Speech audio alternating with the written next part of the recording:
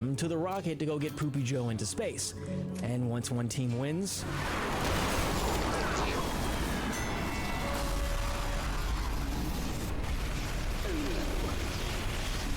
it doesn't go so well. The Team Fortress community actually loves Poopy Joe.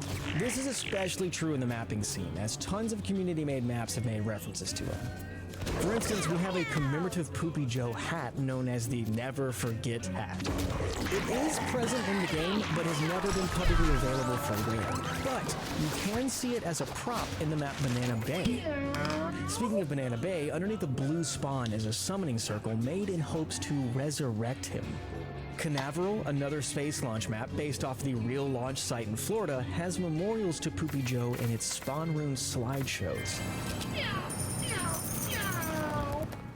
Hey gang, Editor Chip here. Poopy Joe was also the spokesperson for the Man Nanas brand. And when he passed, they decided to just grift the brand themselves. Therefore, the Man Nanas hat was made. It's got a Yeti on the front with a bunch of bananas in its mouth.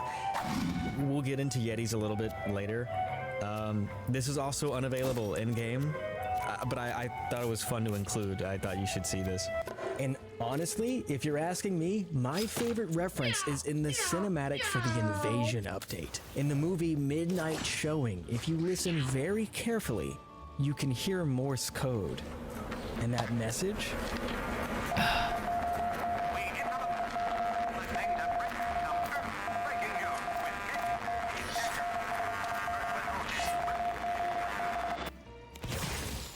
Okay, let's finally talk about Saxton Hale for a minute, and his greatest gift to the players of Team Fortress, the Manco Store.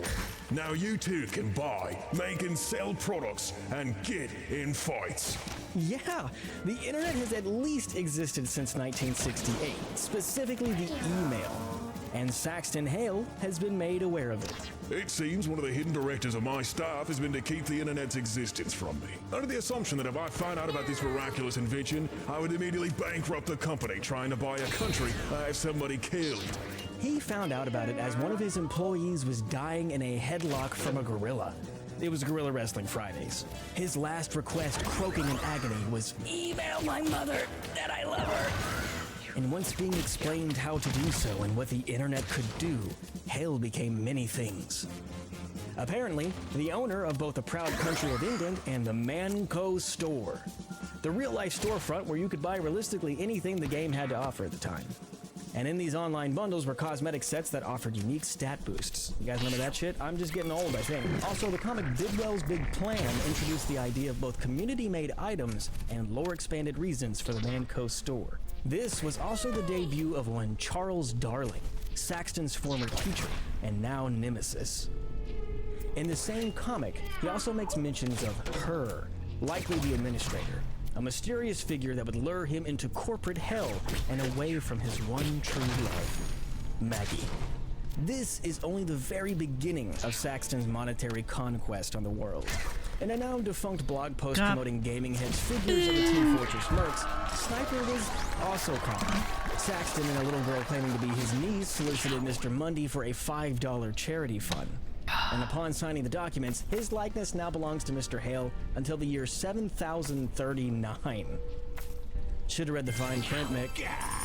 But not all of Hale's customers are actually victims, because in the contract, a tie-in comic with a gunmetal update, we actually see that Manco has an elite customers lounge, where which he deals with very high-paying mercenaries. And drink this in, by the way, because these are like the only paid murderers we see that aren't affiliated with Team Fortress.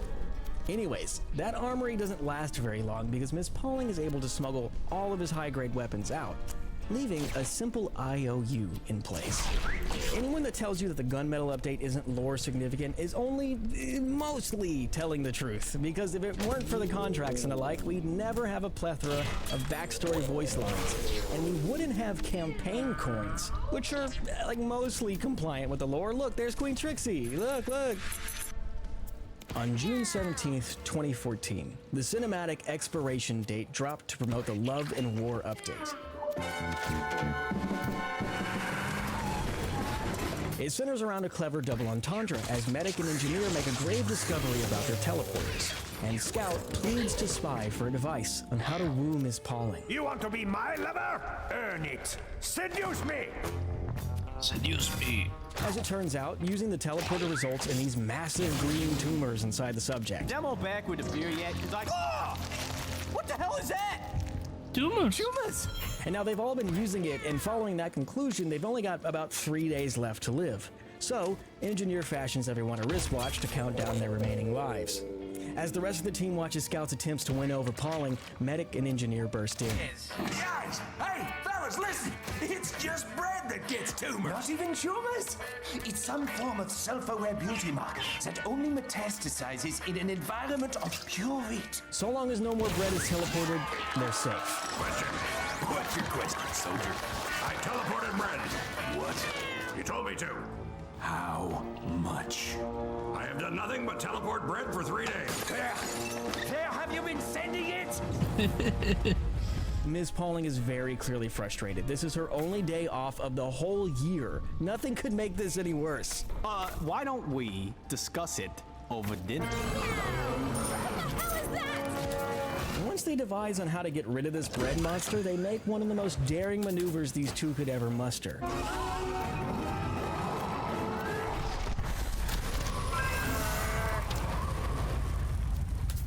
And the result?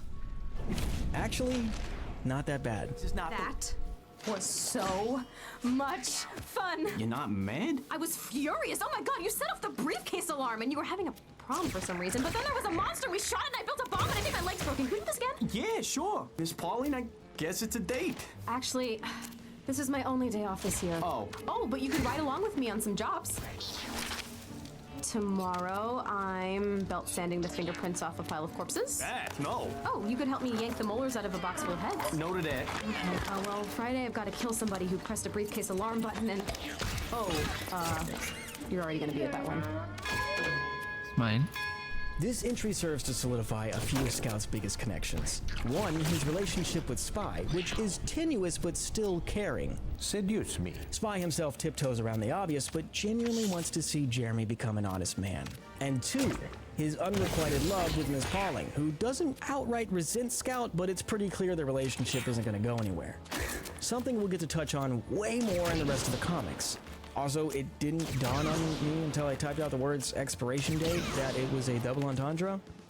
How did that take me 10 years, man? All right, this is the last stop on our non sequitur update train. One might say this is the end of the line. Yeah, whatever. I just felt I should include this one because this was an entirely community-made update that spawned 23 cosmetics, a weapon, and a taunt, alongside 13 minutes of SFM cinematic.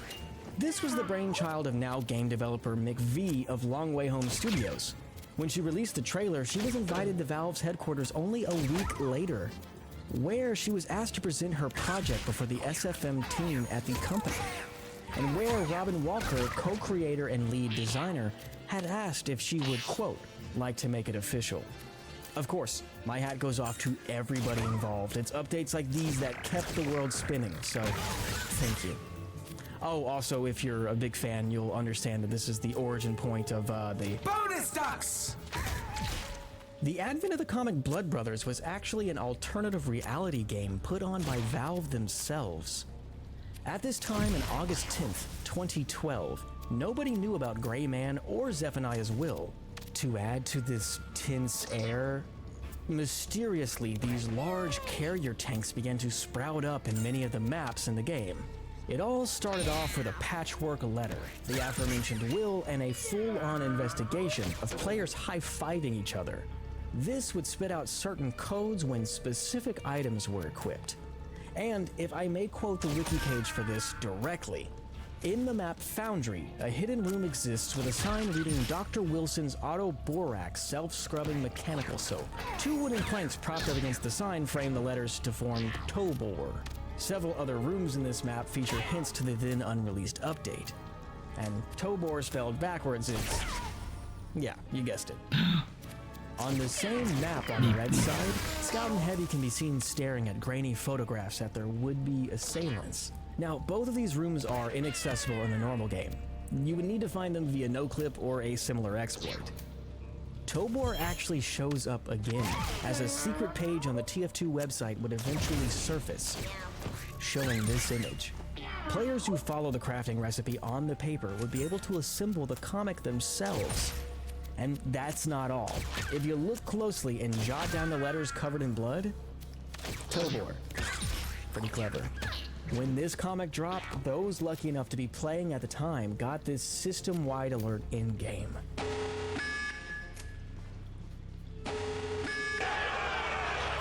Pretty sweet. No. Okay, it's Thank you for the rain. We are playing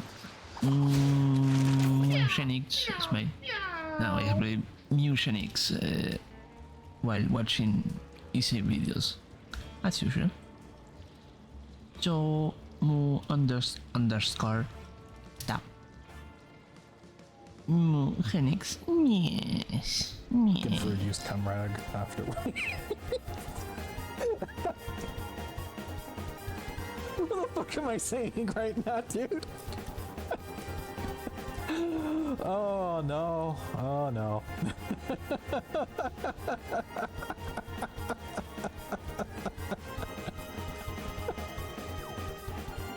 Oh. What? What?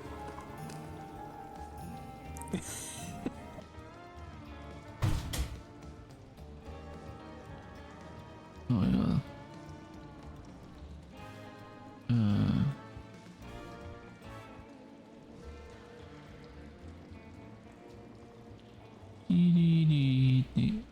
Hope you had some good time with Digimon.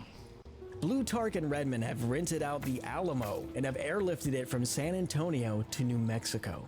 And after receiving a tear-stained letter from each other, unbeknownst to their true originator, they meet at the most patriotic spot possible. There, the two brothers deliberate. Plutarch proposes a truce, with the idea of a male pregnancy machine as their olive branch, courtesy of one Mr. Ludwig. This would allow one of them to produce a suitable heir, but Redmond shuts the idea down. They've wasted their whole lives, and the Mann family is no longer suitable for the modern world. This war and this land should die with them. Enter Gray Man. Having slaughtered all of Redmond's higher protection, he introduces himself and his motives, pinning both those letters to Doopy the brother. His aura farming doesn't really do much because they forget who he is just seconds later. He begins to explain to the two elderly men a detailed origin of his place in the family. And as he does, we spot a peculiar contraption fashioned upon his spine. It's a life extender machine, a mobile one. You see, Gray's different from the brothers. He pulled himself from the muck and despair of destitute. Plutarch and Redmond, silver spoon man children with no talent to their name. 150 years have passed. Gray has skulked in those shadows, waiting for the perfect opportunity to seize what truly matters as their birthright. It's not pride, not the gravel pits, hell, it's not even the money. It is Manco. Well, time to die. Believe it or not, the moments directly after are actually continued in a Scream Fortress comic titled Grave Matters. Plutarch and Redmond's phantoms bitch about who lived the longest. Technically it was Plutarch, but this is getting nowhere until they settle things in court. Oh, okay. Well, who's the attorney, you might ask? Jane Doe, the soldier. It pretty much goes in circles, and they end up deciding that whoever's spirit passes from this realm first is gonna be the loser. Therefore, Blue and Red must now compete by dragging each other's brother's coffin into hell. This is the objective of the map Hell Tower, a Scream Fortress version of the map High Tower, where which the payload reaches the final checkpoint and the brother is dragged to hell. The entire map goes with it, and the first team to reach a spellbook and pry themselves back to the material realm is deemed the victor. And all of that is completely canon. Smile. Look at me now, Father! I won! Gray finally moves in on Manco. Behind him, a gargantuan army of robot mercenaries. As Manco is under siege, it sounds like the onus falls upon Saxton Hale. It would, but it looks like he's too busy wrestling a Yeti. So instead, he proclaims the death of Redman and Blutarch to Red and Blue, putting a grave end to the Great Gravel War, and more importantly, their jobs. So it sounds like the boys need a new gig. Well, what the hell could such a motley crew of danger be useful for? Well, it turns out we actually have a direct answer.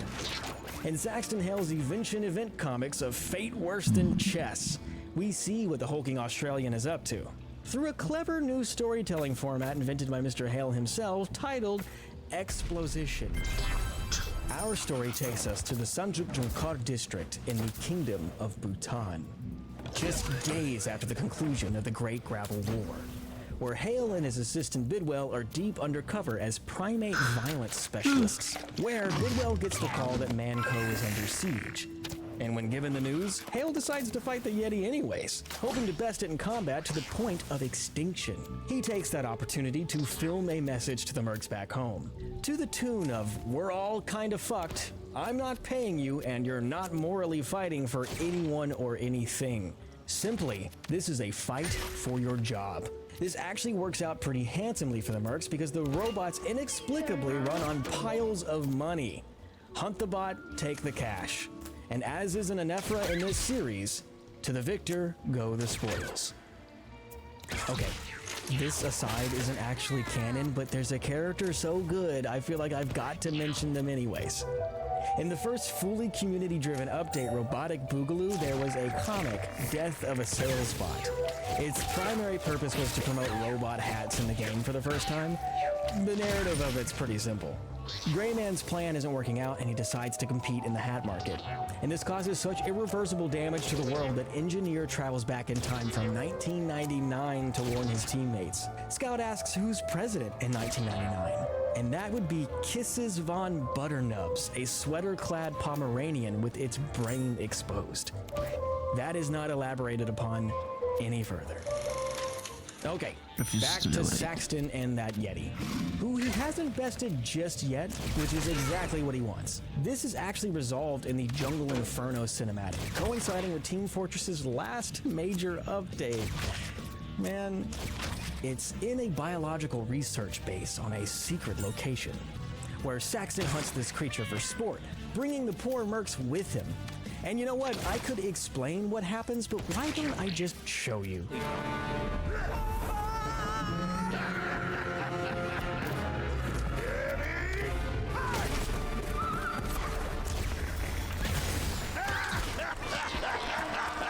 Now, since there's no near-extinct creatures to hunt anymore, Mercenary Park is now officially open for business. Obviously a riff on 1993's Jurassic Park. And there's no real definitive location for Mercenary Park, but some maps are based on historical sites or real-life counterparts. And if we follow that logic, the best we can manage is looking at this H-34 Park helicopter, which is a caricature of the Sikorsky copters used in the Vietnam War. And given that Hale was just in Bhutan, we're for sure in the jungles of Southeastern Asia somewhere. Okay, now that Yeti's been dealt with, what about the robots? Well, it sounds like it's time for man versus machine.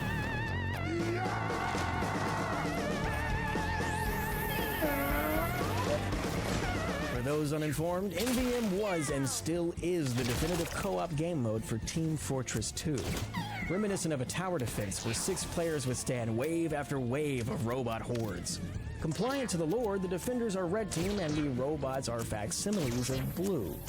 And all while this war wages over the future of Manco, the comic Shadowboxers details what the mercs are up to.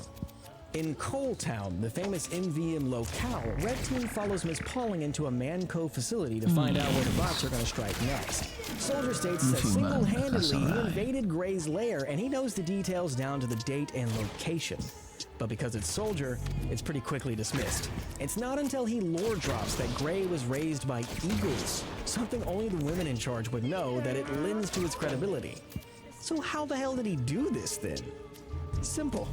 With his cardboard robot disguise, of course. Looks like everyone's gonna need one of those. A week later, they sneak into the compound during one of Gray's proclamations, and he's frustrated at the idea of someone sneaking in with such stealthy prowess, and claims his newly upgraded engineer bot can detect any trespasser. And unfortunately for the crew, he's right.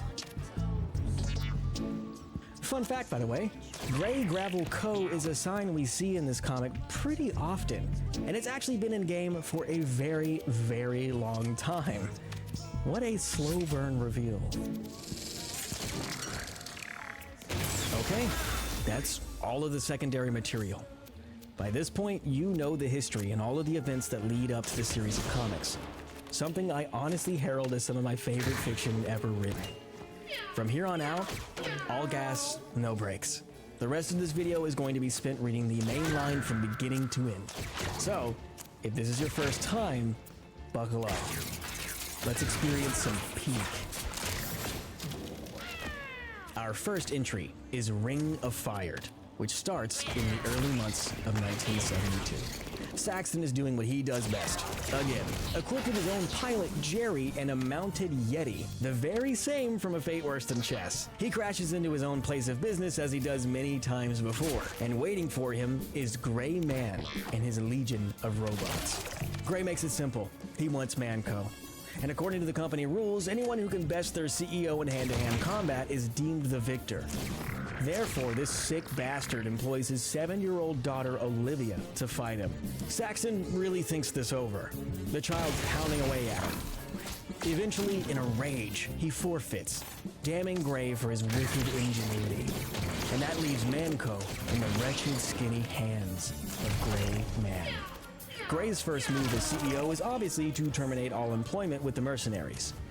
Saxton, seeing he's been had, flees the country in a deep shame. And the administrator is nowhere to be found. And when Miss Pauling runs in to deliver the news, all that's there is a lonely terminal screen.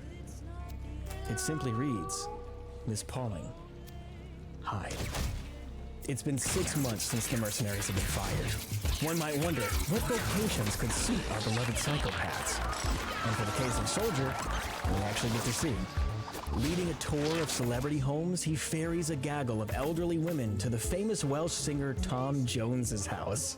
As Jones understandably questions the home intrusion, Soldier solves a panic-inducing situation the only way he knows how. And just as Jones perishes, a familiar figure saunters from upstairs. Marasmus. And he's fucking pissed. This is absolutely not the first time he's pulled some shit like this. There's even a whole comic to explain this, which we can take a look at right now. Due-Mates was the latest installment of the roommate feud, featuring Soldier and Marasmus shacked up together. And while out of town at WizardCon 1156, Soldier ruined Marasmus's keep in such a short period of time, it actually drove him to madness. Not only that, but he burned his body and imbibed on all of his kill me, come back stronger pills. Marasmus, wishing to punish Jane, vowed to kill everyone Soldier ever cared about, inspiring the events of the 4th annual Scream Fortress special. Anyways, back to the comic, where the police are now hot on Soldier's tail, and the person to take Jane in looks a little familiar. And while she's there, they get Marasmus to check Tom's pulse, which frames him for the murder and lands him in Badlands Correctional Facility for pretty much the rest of the comics. He actually narrates grave matters from prison. We cut to a stuffy board meeting where Pyro has become the CEO of Frontier Engineering. Miss Pauling knows there's only one thing to lure them out of their cage, and after committing arson on a neighboring building, Pyro can resist the temptation no longer. It's time to get back into the game. The person to handle that news the worst has to be Tavish.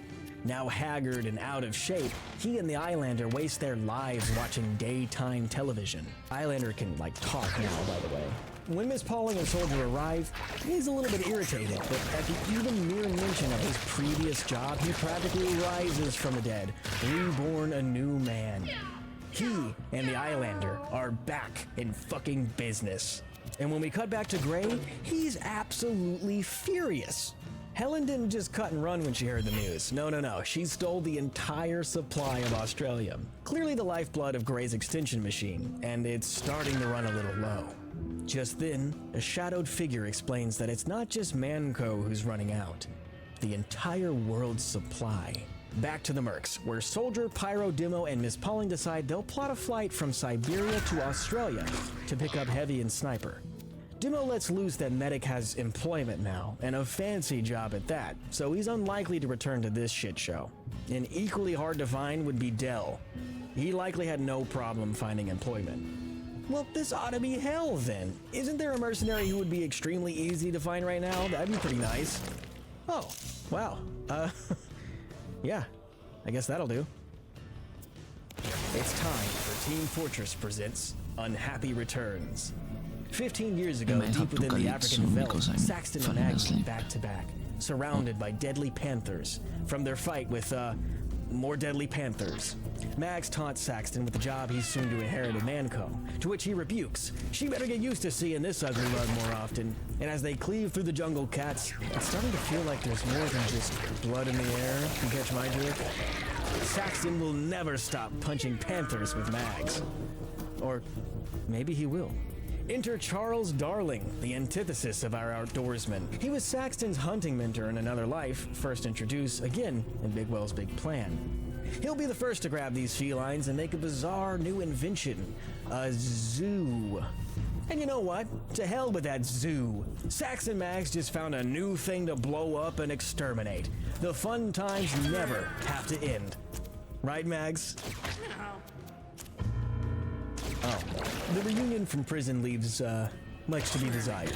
Saxton inquires about Maggie's late husband, of which he absolutely ruined the funeral for. And, you know, Mags returns the favor, asking what the charges were for Saxton's imprisonment. Turns out, he finally burnt down Darling Zoo. Maggie's unimpressed. Saxton figured that Charles would have a solution to getting Manco back, and when he tries stirring the pot about their rivalry as a trio, Maggie pushes her long-dead feelings into the cargo. More or less, she's willing to help the man. He's still Saxton Hale. Smash cut to Two Fort Prison. Scout and Spy are shacked together. Scout frenetically practicing his defense while Spy pulls an entire banquet from his jaw. Scout reminisces about a time when Soldier was his defense attorney, which went bad, and another time where a lamp was his defense, which went even worse. This actually all transpired in a separate comic, titled A Smithsmith Story, TF2's fictionalized version of Christmas. While Jeremy panics, Spy murders their cellmate and is promptly visited by Mayor Mike. He slips in a file in the pie as a bit of dark humor as they're 6 feet behind plexiglass. They're not getting out of that. Meanwhile, Tavish and Jane are in their civvies looking for a way into the courthouse. He starts with an aggressive interrogation of an elderly woman, to which Demo jumps in. A little good cop, bad cop, but pretty soon Spy and Scout are set to publicly hang. And well, they find that location with ease. Before the trial even starts, Mayor Mike just slams down a guilty verdict. It's quickly turning into a shit show as the public defender explains that this is far from a fair trial in nearly every conceivable way. Soldier then takes the opportunity to do the most Soldier thing he can. He takes public defender, snaps the lawyer's neck, and declares Scout be sent to the electric chair for choosing a different lawyer. He then strangles Scout in an act of passion, just like in A Smithsmith Story. This completely blows Spy's plans of escape now, as Tavish and Jane are also set to hang. Hard cut to the library, where Miss Pauling is looking for genealogy records on a microfiche. Pyro is doing what, Pyro does, and when Miss Pauling learns that whatever file she's holding seems to be the last of its kind, she goes against the library's wishes and burns it in Pyro's pile. All right, time to go. Now, let's rewind 5.5 months with the comic. Scout desperately needs to access his life savings in Two Fort's bank now that he has no job. He also needs help moving the money, and probably using the bathroom too. Spy doesn't really want any of that, but at the mention of his mother, Spy stops. He's got a jet leaving in 50. Scout has 20. Turns out he blew his entire life savings on Tom Jones memorabilia. He plans to have it sold when Jones dies, and Spy remarks that Tom Jones is virtually immortal. That's a terrible plan. speaking of dastardly and terrible plans, the people of Two Fort find the duo and slam them closed in the vault, leading the sting operation into just a pitiful display. The Mercs get absolutely batshit accusations thrown their way. Two Fort's in shambles for things they were not involved in. And just before they can hang, Miss Pauling swoops in to save the day. And the crazy shit they're being accused for? Mayor Mike himself has committed all of those crimes unknowingly. She hands him a pamphlet of mayoral duties, which states the mayor can absolutely not hang criminals. So he attempts to pardon the Mercs, something he also cannot do. So Miss Pauling just unbinds them, and the town folk start their journey of self-education, such as bringing down a sanctuary for... I can't say that word out loud, probably. Anyways, let's just get out of here. Smash cut to Darling's estate, where it turns out Mags was working for Charles the whole time. And it seems that Darling has a rather wicked proposition for Saxton Hale. And finally, deep within the freezing expanse, Mikhail, the Heavy, treks into the Jujut mountain range in Siberia. He meets with an elderly lady and grabs his supplies. She remarks that she didn't expect him in the worst storm she's ever seen. She hands him a note atop the box. It reads, "Urgent, call Miss Paula." The woman on the other end made it sound quite dire. But Mikhail does not respond.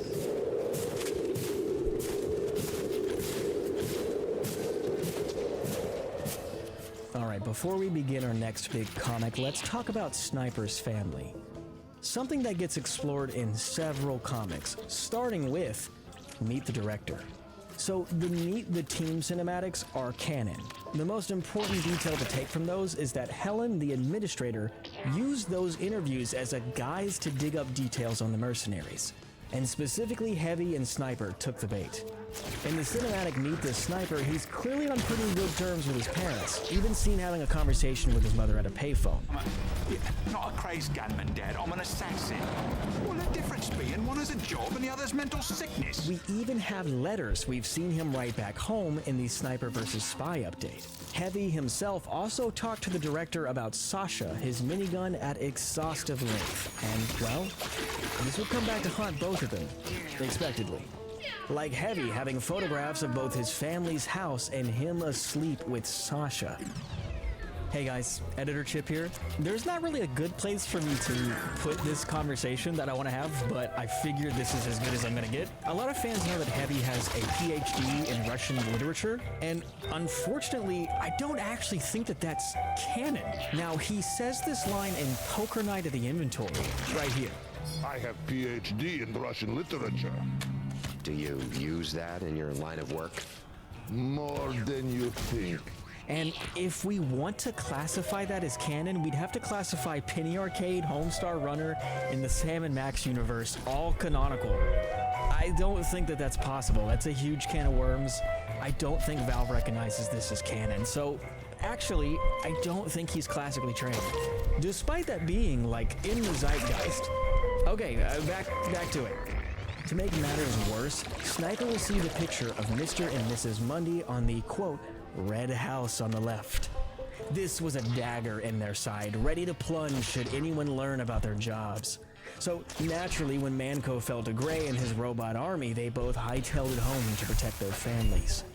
And if the Mundys look familiar, it's completely on purpose, because rumor has it that due to time constraints, they were fashioned as Muriel and Eustace Bagg from Courage, the Cowardly Dog. So, after the botched trial in Two Fort, they were to reunite the team in a timely manner, which meant the gang was gonna have to split up. So, Soldier, Scout, and Pyro headed to Siberia to retrieve Heavy, and Miss Pauling, Spy, and Demo would head to Australia to find Sniper. Which brings us perfectly into A Cold Day in Hell.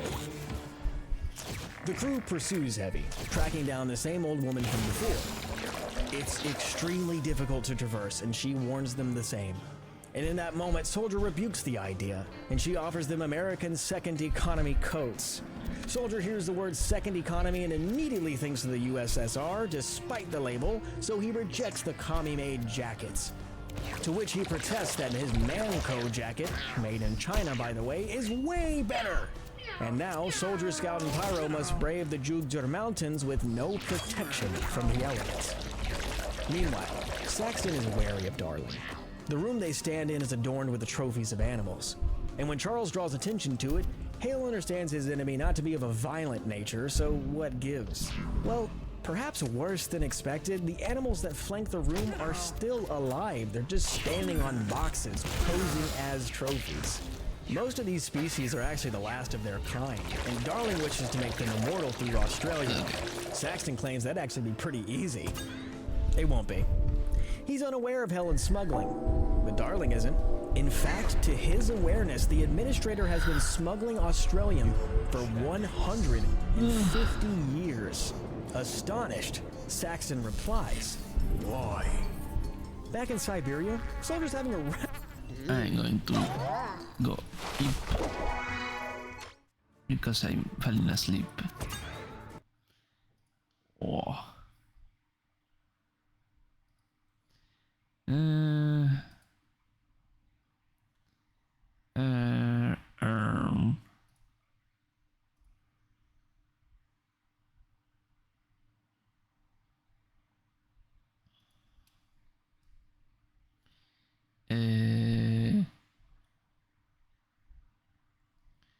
Let me think.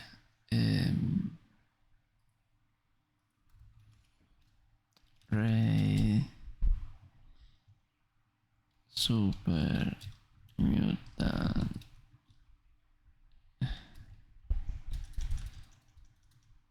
Tactical Cuts deployed and Subray. If you are not sub, use the first one. If you are, please use the second one. We are going to say hi to Shaya? Question mark? Let me see. Yeah, to Shaya. So yeah, I'm going to say hi to Shaya, and I'm going to literally pass out. It's mine. Tomorrow, Survival Sundays with Pen Live, Digital Banking, Ruby, Ravenwing, and Sleepy Sleep. Well, okay. Rain. Champagne. Expect more Mutionic because I'm very hooked to this game. So thank you everyone for being here. Love you all. Thanks a lot for the raiders, for Pengu and Moon for raiding me. Thank you Pengu, Mika, Ruby for indulging me in playing Left 4 Dead 2, even though it was the first campaign of the first game. We'll see you tomorrow in Survival Sundays, and if I have energy, something else. And that's pretty much it. Take care everybody. Bye bye.